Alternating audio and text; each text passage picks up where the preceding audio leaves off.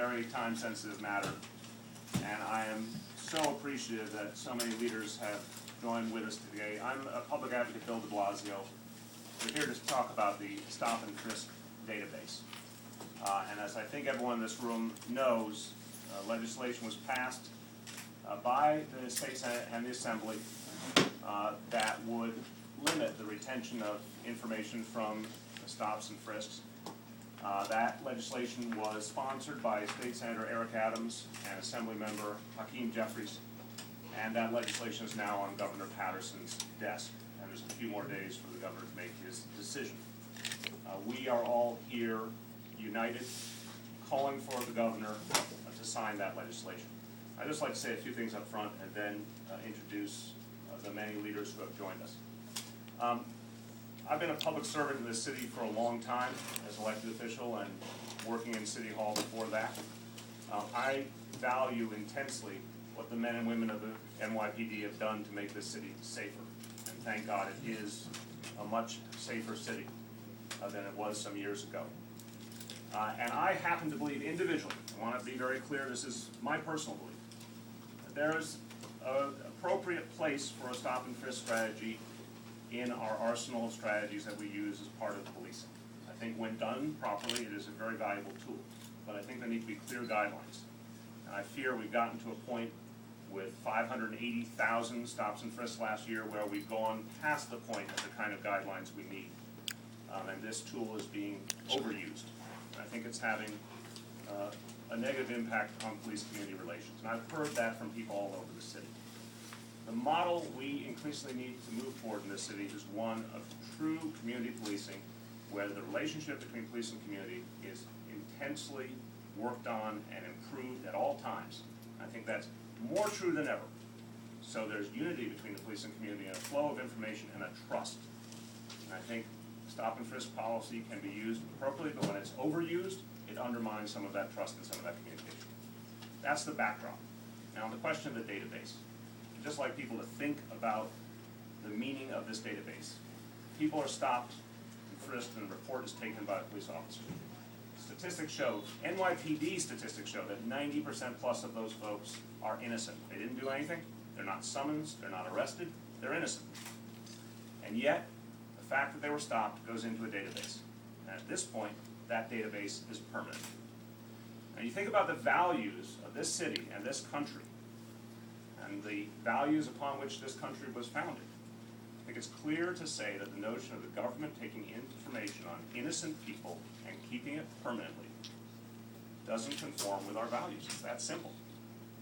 And the legislation that was passed by the Senate and the Assembly simply says, if someone is innocent, the information is not kept by the police department. If they're summoned, if they're arrested, the information is kept. That's an entirely different matter.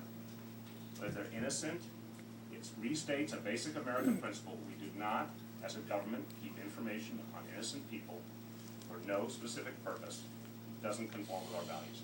Now, that sense of what our democracy is about, I think, is what has united so many of us here today.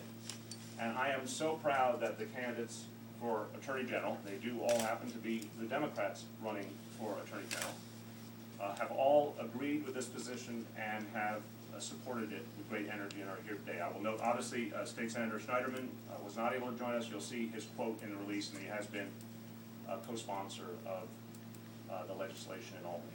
But this show of unity by the 5 candidates for Attorney General, all of whom have extraordinary backgrounds in law enforcement and public service, I think that says something.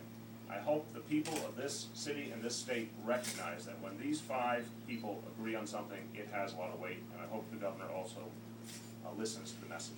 So now we're going to hear from each of them. I'd first like to bring up State Assembly Member Richard Brodsky. Thank you.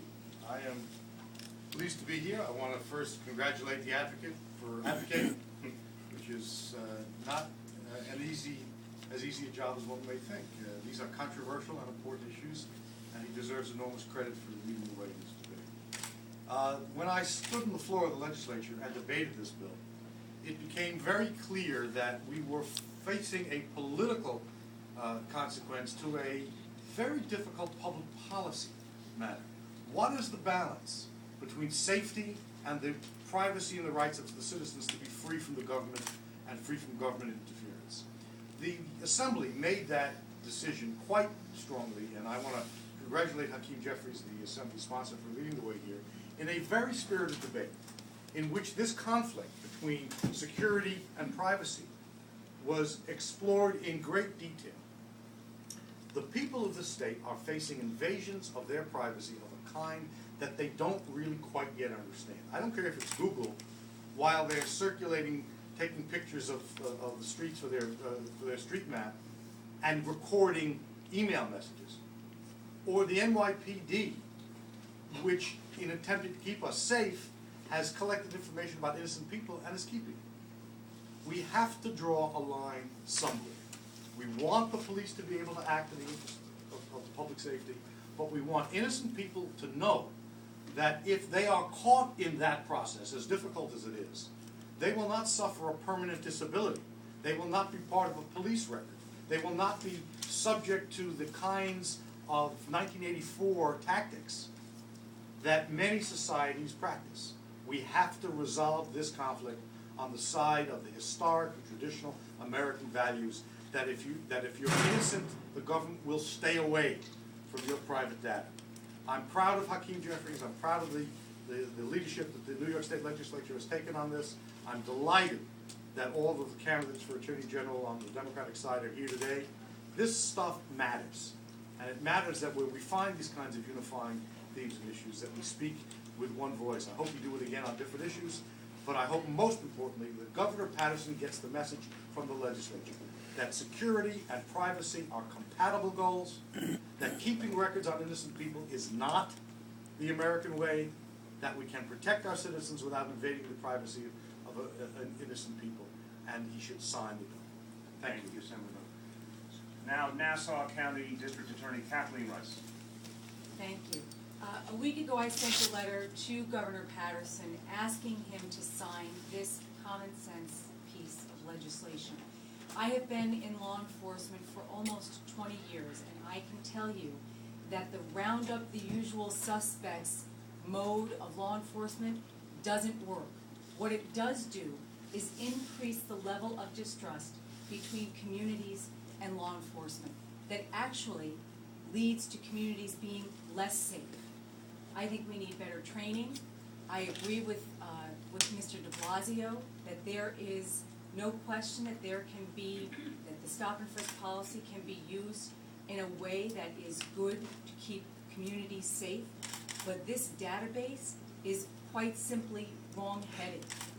And all it does is keep information about innocent people that, again, leads to communities actually being less safe.